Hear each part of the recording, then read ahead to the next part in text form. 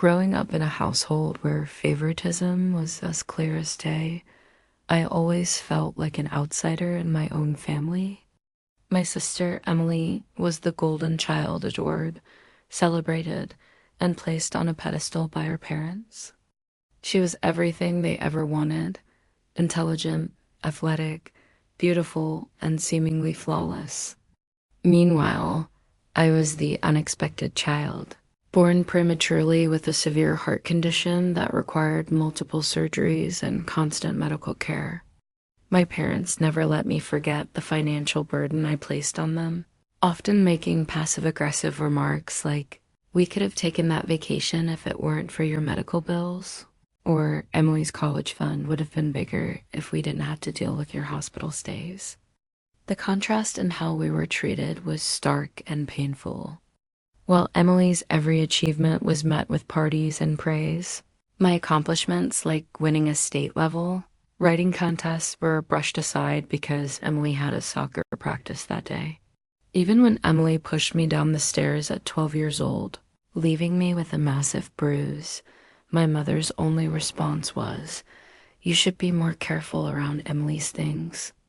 It was as if my pain, my existence, didn't matter. I was constantly reminded that I was less valuable than her possessions, let alone her. This toxic dynamic shaped my childhood, leaving me to navigate a world where I was always second best, always the burden, and never enough. After 13 years of minimal contact, my parents reached out to me, claiming they needed to discuss something important. I should have known better than to trust their sudden interest, but against my better judgment, I agreed to meet them at their home, with my husband, Greg, by my side for support. The moment we walked into their living room, the same room where I had been belittled and ignored countless times as a child, I felt a chill run down my spine. They handed me an envelope, their expressions unreadable, and asked me to sit down. Inside was a surrogacy agreement, already drafted and ready for my signature. My heart sank as I realized what they were asking. They wanted me to carry a child for Emily, who had been struggling with infertility. The audacity of their request was staggering. They had consulted lawyers and doctors, prepared all the paperwork, and presented it to me as if my consent was a mere formality. What made it even more shocking was that they were fully aware of my heart condition, a condition that had plagued me since birth, requiring multiple surgeries and lifelong care. They knew how close I had come to death during the birth of my own son, how the doctors had explicitly warned me that another pregnancy could be fatal. Yet there they were, sitting across from me, acting as though my life was expendable if it meant giving Emily what she wanted. My mother's tears flowed freely as she pleaded, "How can you be so selfish? Emily has always wanted to be a mother. This is her only chance." My father chimed in, cold and unyielding. "After everything this family has done for you, you owe us this." I was speechless. What had they ever done for me? My grandparents had paid for my medical bills. Greg and his family had given me the love and support I craved, and my parents. They had spent my entire life reminding me of my inadequacies, comparing me to Emily, and making me feel like a burden.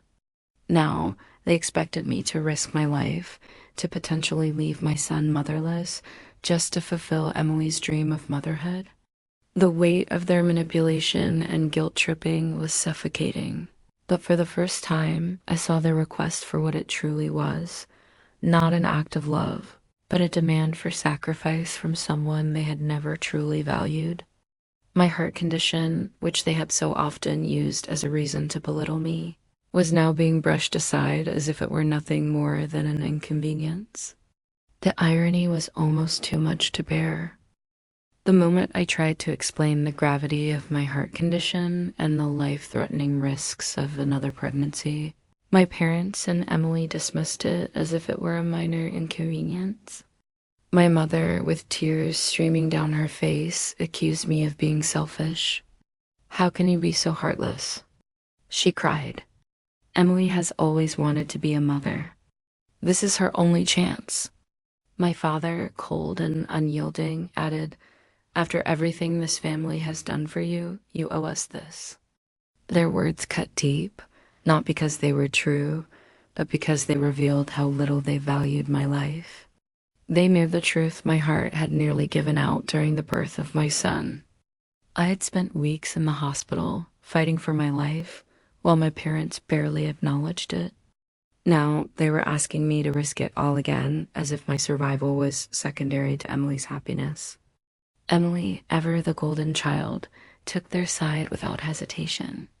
She began bombarding me with manipulative messages, playing the victim card with phrases like, "family helps family," and "I would do this for you if the roles were reversed." But I knew better. Emily had never lifted a finger for me, not even when I was a child. She had shoved me down the stairs, mocked my struggles, and reveled in the favoritism our parents showered on her. Now, she had the audacity to claim she'd sacrifice for me. It was laughable if it weren't so infuriating. Her texts grew more desperate and venomous, culminating in a particularly cruel message. "Mom was right about you. You've always been selfish. I guess almost dying while pregnant is just an excuse to not help me." The sheer audacity of her words left me speechless. She was weaponizing my near-death experience, twisting it into proof of my supposed selfishness. The emotional manipulation didn't stop there. My parents began spreading their narrative to the extended family, painting me as a cold-hearted monster who refused to help her dying sister. Never mind that Emily wasn't dying, she just couldn't conceive naturally. They framed her desire for a biological child as a life or death situation, while my actual risk of death was brushed aside as irrelevant. My father's final message pushed me over the edge. "You've always been a disappointment, but this is a new low. This is how you repay us for giving you life, by denying your sister the chance to be a mother." The irony was almost too much to bear. They hadn't given me life. My grandparents had paid for the surgeries that kept me alive. My parents had merely resented me for the cost. The weight of their cruelty and manipulation was suffocating, but it also clarified something for me. I wasn't being selfish. I was fighting for my life, for my son, and for the family I had built with Greg. Their demands weren't about love or family, they were about control, about sacrificing me for Emily's sake, just as they had always done. And for the first time, I realized I didn't owe them a thing. After days of emotional turmoil, I made the only decision I could. I refused to be Emily's surrogate. The risks were too great, my heart condition, the near-death experience during my son's birth, the doctor's clear warnings, all of it screamed that another pregnancy could kill me. But more than that, I couldn't bear the thought of leaving my son motherless. He was innocent in all of this, and he needed me.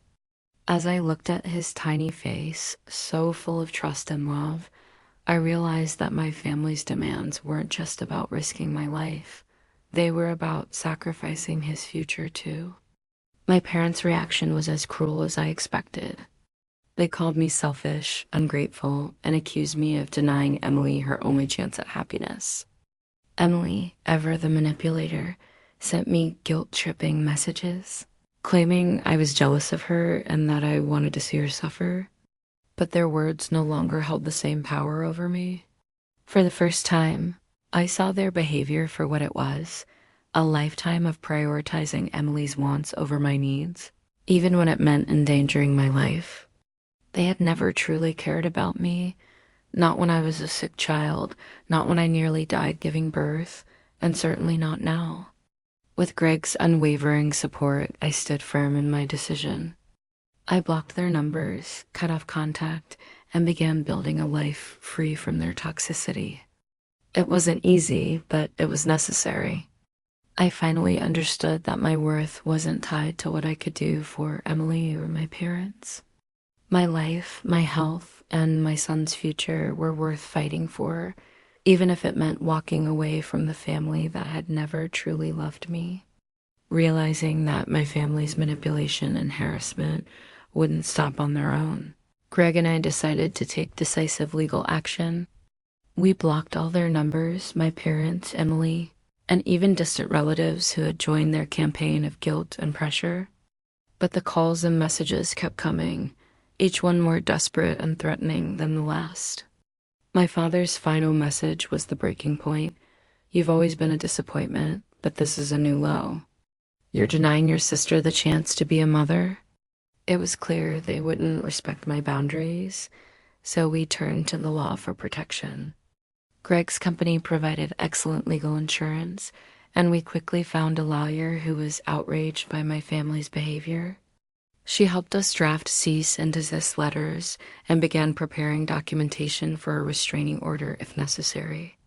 We also locked down my medical records, fearing my parents might try to falsify them to force me into surrogacy.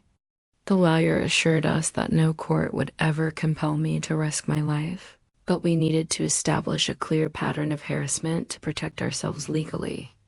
Every call, text, and email was meticulously documented, creating a paper trail that exposed their relentless attempts to control and coerce me. Taking legal action was both empowering and heartbreaking. It was a stark reminder that the family I had once hoped to please saw me as nothing more than a tool for Emily's benefit. But with Greg by my side and the law on our side, I finally felt a sense of control over my life. This wasn't just about protecting myself. It was about safeguarding my son's future and ensuring that no one could ever force me to sacrifice my life for their selfish demands again. The truth finally came crashing down in the most dramatic way possible. Emily and my parents had gone to shocking lengths to force me into surrogacy. They had deliberately concealed my heart condition from the fertility clinic and even falsified my medical records to make me appear healthy enough to carry a child. When the clinic discovered their deceit, they were furious. A formal report was filed exposing their illegal attempt at medical fraud. The fallout was immediate and devastating. Emily's husband, who had always been uneasy about their plan, finally had enough.